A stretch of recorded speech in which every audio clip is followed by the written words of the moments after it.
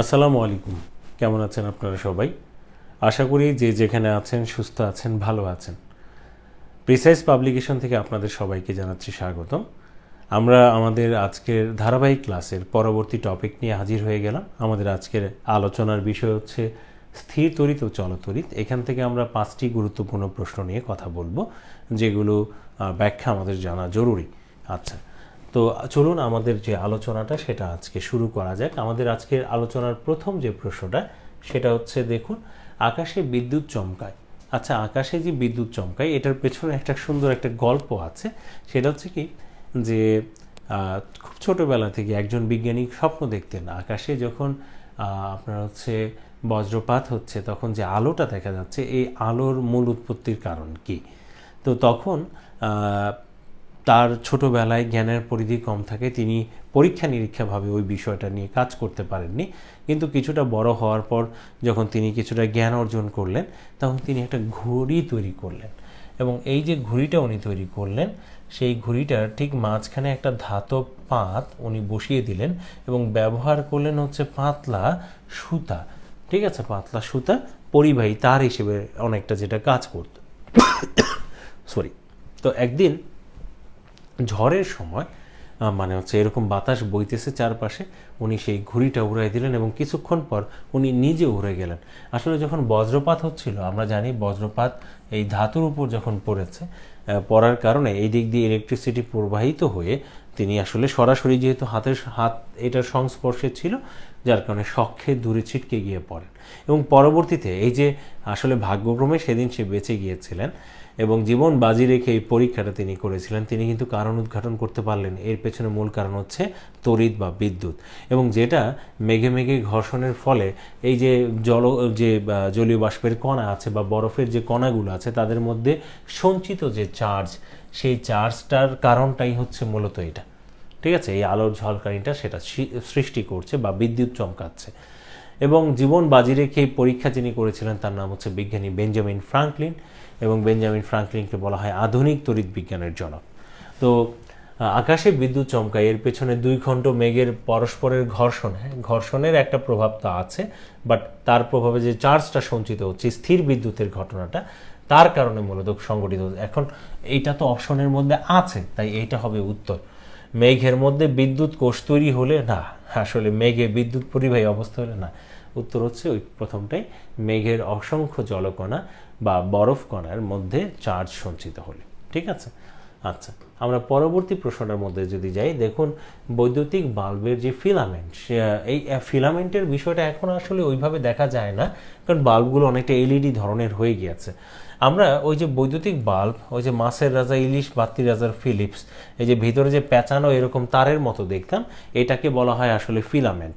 এই ফিলামেন্ট হিসেবে প্রথমে তামা ব্যবহার করা হতো, কিন্তু তামা ব্যবহার করে তেমন একটা সফলতা পাওয়া যায়নি। পরবর্তীতে যেটা ব্যবহৃত হলো সেটা হচ্ছে কি আপনার টাংস্টেন, যেটা ওরফামাইট নামক খনিজ থেকে পাওয়া গিয়েছিল। এখানে টাংস্টেনকে ডব্লিউ দিয়ে প্রকাশ করা হয়। তামার চাইতে টাংস্টেন ব্যবহার করে সফলতা বেশি পাওয়া গিয়েছে, কারণ টাংস্টেন একটি উচ্চ গলনাঙ্ক বিশিষ্ট পদার্থ, যার গলনাঙ্ক প্রায় 3422 ডিগ্রি সেলসিয়াস, যেটা তামার প্রায় 3 গুণের থেকেও বেশি। তো যেহেতু ফিলামেন্টই মূলত বিদ্যুৎটাকে গ্রহণ করে তাপ ও আলোক শক্তিতে রূপান্তর করে, এবং এটা অবশ্যই উচ্চ গলনাঙ্ক বিশিষ্ট হতে হবে। তো এই যে বৈদ্যুতিক বাল্বের এই ফিলামেন্ট হিসেবে যেটা ব্যবহৃত হতো, প্রথম দিকে তামা ব্যবহার করা হতো, কিন্তু পরবর্তীতে টাংস্টেন ব্যবহার করে সফলতা পাওয়া গিয়েছে, তাই উত্তর হবে টাংস্টেন। জিঙ্ক হবে না, বা দস্তা হবে না, লোহাও হবে না। ঠিক আছে। আচ্ছা, এরপরে আমরা পরবর্তী প্রশ্নের দিকে যদি যাই, তাহলে দেখেন, এই যে আমরা বিদ্যুৎ ব্যবহার করতেছি, সরি, সেই বিদ্যুৎ কি পরিমাণ শক্তি ব্যয় করতেছি, টাকার হিসাবটা তো ইউনিটে হয়। এই যে 1 ইউনিট, ঠিক আছে, 1 ইউনিট মানে হচ্ছে 1 কিলোওয়াট ঘন্টা। 1 কিলোওয়াট ঘন্টা, তো 1 কিলোওয়াট ঘন্টা আসলে 1 ইউনিট। এবং আমরা কি পরিমাণ শক্তি ব্যয় করি সেটার হিসাব থেকে আসলে এই কত কিলোওয়াট ঘন্টা আসলে আমরা ব্যবহার করেছি সেটা পাই আর কি। তাহলে বাণিজ্যিক যে এককটা, সেই বাণিজ্যিক এককটা হচ্ছে ইউনিট বা 1 কিলোওয়াট ঘন্টা। এখানে আছে 1 কিলোওয়াট সেকেন্ড, না, 1 ওয়াট ঘন্টা, কিলো নাই, এটা বাদ। 1 ওয়াট সেকেন্ড না, হবে না, 1 কিলোওয়াট ঘন্টা, উত্তর হচ্ছে ক। এবং এটাকে আমরা বলে থাকি BOT, board of trade unit, board of trade unit. আচ্ছা, তো আশা করি বুঝতে পেরেছেন। আমরা পরবর্তী প্রশ্নের দিকে যদি যাই, দেখুন লেখা আছে বাল্বের গায়ে তো প্রায় সময় আগে লেখা থাকতো 60 ওয়াট 220 ভোল্ট, অর্থাৎ 220 ভোল্টের বর্তনী সংযোগে আমরা কি করব, এই 60 ওয়াটের বাল্বটা সংযুক্ত করলে প্রতি সেকেন্ডে 60 জুল হারের তাপ শক্তি মানে বিদ্যুৎ শক্তি তাপ ও আলোক শক্তিতে রূপান্তরিত হবে। এটার অর্থ ছিল আসলে এমনই। এখনও তো ওই রকমটা লেখা থাকে, কারণ আমাদের বাসাবাড়িতে সংযোগের ক্ষেত্রে যে বিভব পার্থক্য বা ভোল্টেজের যে বিষয়টা, স্বাভাবিক ভোল্টেজ, সেটা হচ্ছে 220 ভোল্ট।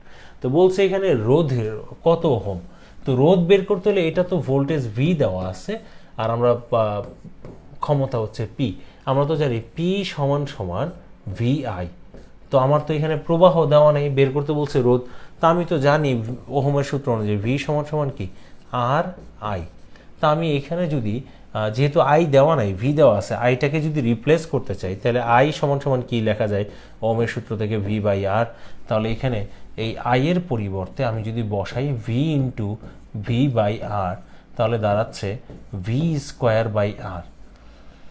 ঠিক আছে, এখন আমার তো বলছে রোধ বের করতে, তাহলে পি সমান সমান ভি স্কোয়ার বাই আর। তাহলে আমি যদি আর আরই গুণ করি, তাহলে আমি পাচ্ছি এই জায়গাটার মধ্যে, সেটা হচ্ছে R is equal to V square by কত, পি।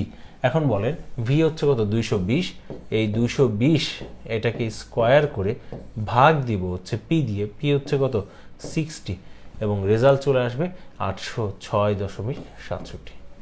আপনার ভাগ দিয়ে দেখেন এই রেজাল্টটি চলে আসবে। তাহলে এই যে এইভাবে ইকুয়েশন নিয়েও কিন্তু আমাদের এখানে বেশ কিছু আলোচনা আছে।